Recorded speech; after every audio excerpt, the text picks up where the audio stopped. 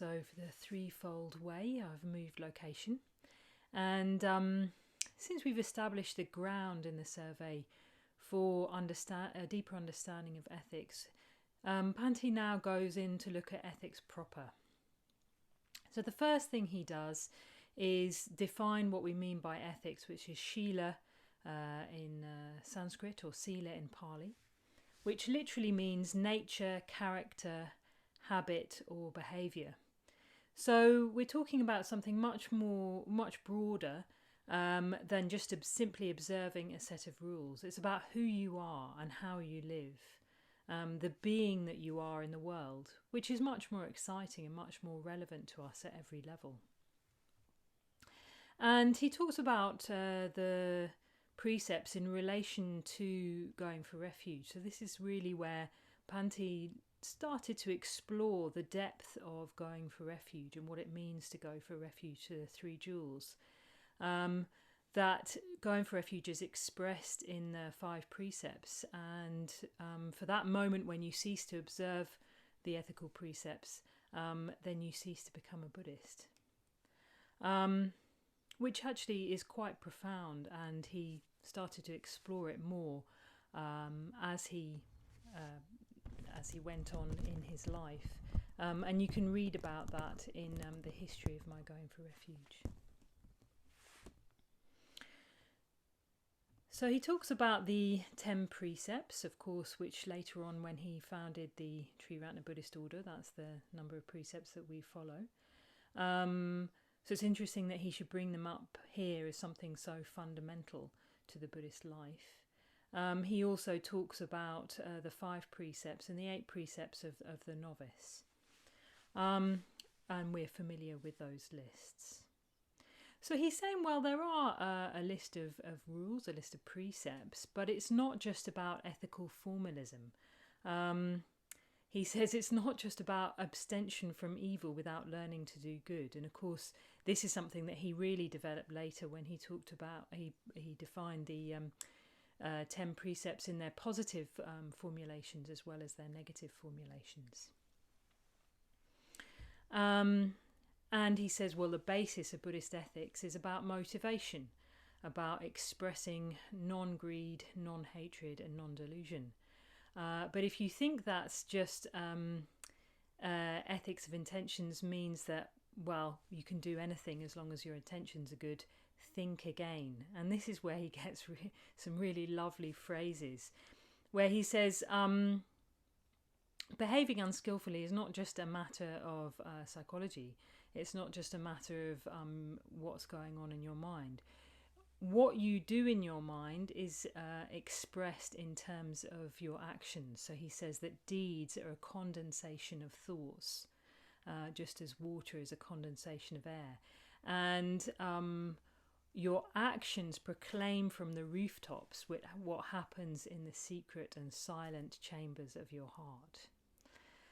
So that's something really quite profound to take on, and I think in ordination training, one of the things I've seen as people approach their readiness for ordination is that they're really able to take on the effect of their actions, that their actions really are a manifestation of their mind, and they're able to take responsibility not just for their own mental state but also for the effect of their actions that that expresses that mental state. So it's when you can see the whole picture that you can truly take responsibility for your mental states, awareness of your mental states, and awareness of how those mental states are acted out in the world. So Sangharakshita doesn't talk about this, but it is found in the Pali literature, and I think it's quite helpful. A kind of description of how our thoughts are manifested in the world. And in the Pali literature, the Buddha talks about, well, for example, in the Honey Ball Sutta, he talks about one's latent tendencies and how latent tendencies are conditioned. And then there's also a process by which those latent tendencies are what's technically known as whipped up, as stimulated as we react to something.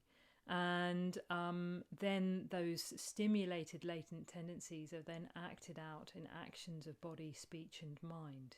Interesting to note, you can also have an action of mind as well, which is where you really entertain thoughts, as it said in the Dhammapada. You really kind of go to town on your thinking, as it were.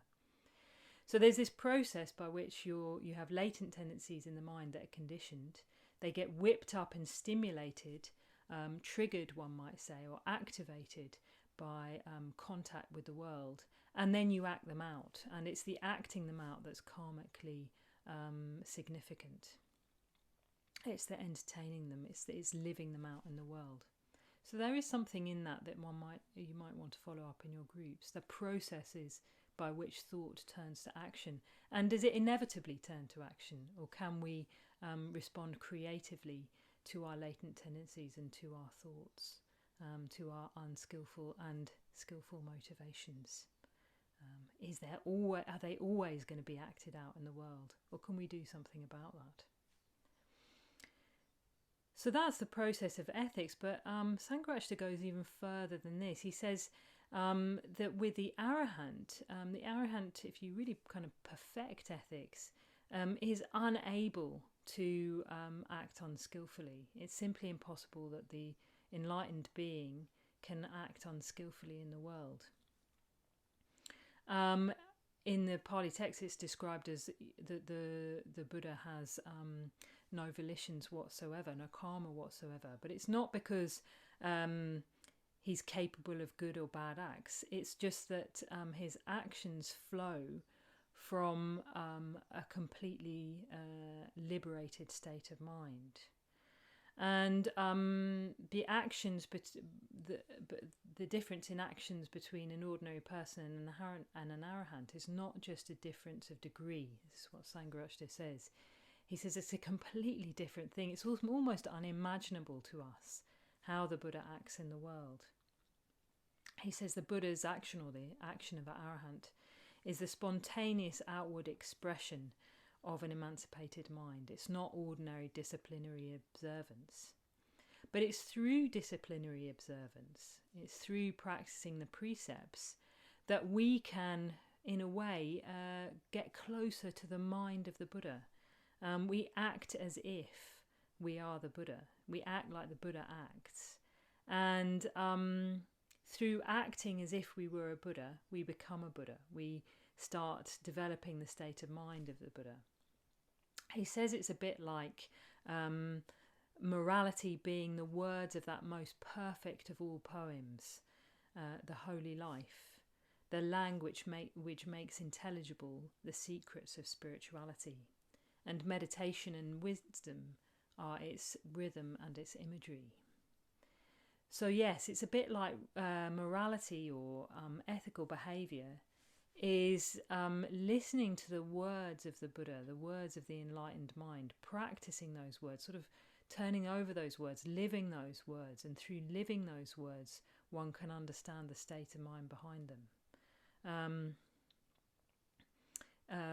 The arahant has the inspiration which is expressed through morality, and if we act in accordance with morality, we learn what the inspiration was behind it, just as we understand the mind of the poet by really reflecting on that poetry. So through that we can understand that Shila or Sila is a way towards meditation. It's a stepping stone towards meditation. It's very, very important. It's indispensable. Because Sangharakshita says, in a way, what we're doing with ethical behaviour is that we're weakening our unwholesome states of mind. We're acting in line with the Buddha, and then we become to understand the Buddha, the arahant, wisdom itself, more deeply. And he says we need the precepts to help us do this, because normally our minds, he says, are burning with a threefold fire of greed, hatred and delusion. And we need something that we can practice easily, that will give us a kind of understanding, a kind of framework within which to understand how to act skillfully. He says we've got to cease to do evil before we learn to do good. And there are some texts which, he talks about Padmasambhava, where, there might be some things that might look like unskillful behaviour from an enlightened being. But they're to be understood symbolically. So yes, don't take those things too literally, and they're certainly not an invitation to behave unskillfully. Skillful behaviour is an indispensable part of the path, and that's agreed by all Buddhist traditions. And he also talks about, or touches on briefly, the distinction between conventional and natural morality. So conventional morality being ethically neutral, more in accordance with the behaviours of society and the norms of society, and natural morality being more in line with the workings of the universe, an integral part of that eternal and immutable order of the universe, in accordance with which a man must live to attain the highest, taking man in its broadest sense.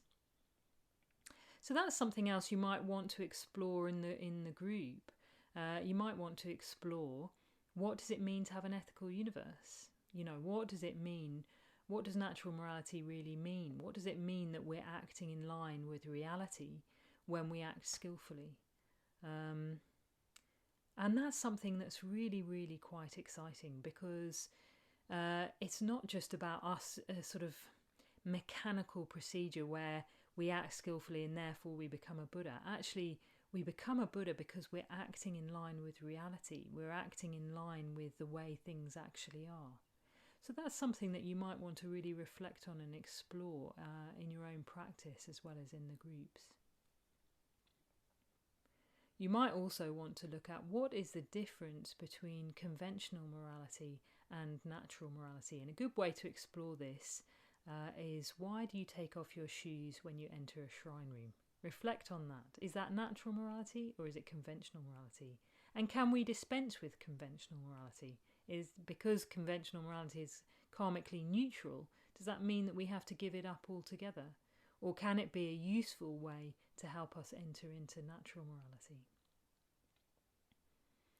So with that brief discussion of conventional and natural morality, Sangharakshita goes on to looking at the ethics of purity, which is an often overlooked list. So there's 4 kinds of morality consisting in purity, and the first is restraint with regard to monastic obligations. And Sangharakshita goes through the different forms of Vinaya, making the point that even with the different forms of Buddhism, even with Hinayana and Mahayana, in the Hinayana and Mahayana Bhikkhu Sangha, they still follow roughly the same Vinaya. So it's common to all monastic schools of Buddhism. They are a united Sangha in that way. But he also says that their attitude towards the Vinaya is very different. And he talks about the Theravada or Shravakayana schools treating those monastic rules as ends in themselves, while the Mahayana school treats those rules as a way to take one's practice deeper, and they don't tend to adhere to them quite so strictly, the altruistic expression of the Dharma being paramount as opposed to monastic formalism. And I know some people find that a bit shocking. He talks about it in quite strong language, talking about the hypocrisy of the Theravadan Sangha. And of course, there are many, many, many good Theravadan monks and nuns who really do understand the nature of the Vinaya and adhere to it as a practice of mindfulness and also kind of love those rules. I've met monks and nuns in the Theravadan schools who really find that those rules help them go deeper with mindfulness and with their meditation practice and even awareness of others. So I think one has to go back to Sangharakshita's experience of the Theravadan monastic school. Of course, he was also ordained within that school of Buddhism. And the best way to do that is to read his autobiographies. So I think you have to go back to the experience on which he was basing those comments, and I'd really do recommend that you read his autobiographies. So the second kind of morality consisting in purity is restraint of the senses. So that's being aware of, in a way, what we're putting into our minds, of what stimulation we're exposed to, but also, regardless of what stimulation we're exposed to, not seizing hold of the information that we're always gaining from the senses. And of course that might mean that we need periods of time when we aren't so stimulated by the external world. For example, when we go on retreat. He says something quite beautiful about that. He says, only when there is no longer any response to external stimuli, whether physical or mental, the mind being at rest within itself, can there take place that expansion, elevation and intensification of consciousness beyond the limits of the personal, wherein consists the essence of meditation. So we can really see that actually if we're going to turn towards meditation, we have to have some time when our mind can rest away from the external demands of the world, and consciousness can expand, elevate and intensify beyond the personal. I think that expression, beyond the personal, is quite interesting and worth reflecting on. And yes, we do get some experience of that on retreat. The third kind of morality is purity in one's means of livelihood. And the fourth aspect is purity in respect to the four monastic requisites. So that's use of robes or clothing, food, dwelling and medicine. And I think these two are linked, because what it's really saying is that one's livelihood and possessions, and the way one uses one's possessions, including food, is related also to meditation and our ability to get that state of mind where we can go deeper into meditation. And it's also related to our behaviour in the world and our ethical behaviour. They're not two separate things, you know. It's not like it doesn't matter what you do in your job or how you live your life. Actually, it does matter. It matters to who you are and your ethical behaviour and your capacity to be ethical in the world, to be free to be ethical in the world, and your meditation practice. So one of the things that Dr. Ambedkar said is, he said that you need to be free from a certain amount of responsibilities in the world so that you're free to think creatively. Because, of course, if our lives are bound up with making money, that's going to compromise our ability to be ethical in some situations. So it's asking us to take a look at our job, what we're doing in our activity during the day and how that affects our ethical behaviour and our meditation, and also to look about the way we live our lives in terms of simplicity, and the fact that if we live a more simple life, a more simple and ethical life, then that will affect our meditation. If you're struggling in meditation, perhaps you need to look, or we need to look, at what's happening outside of our meditation in order to understand what's happening in our meditation.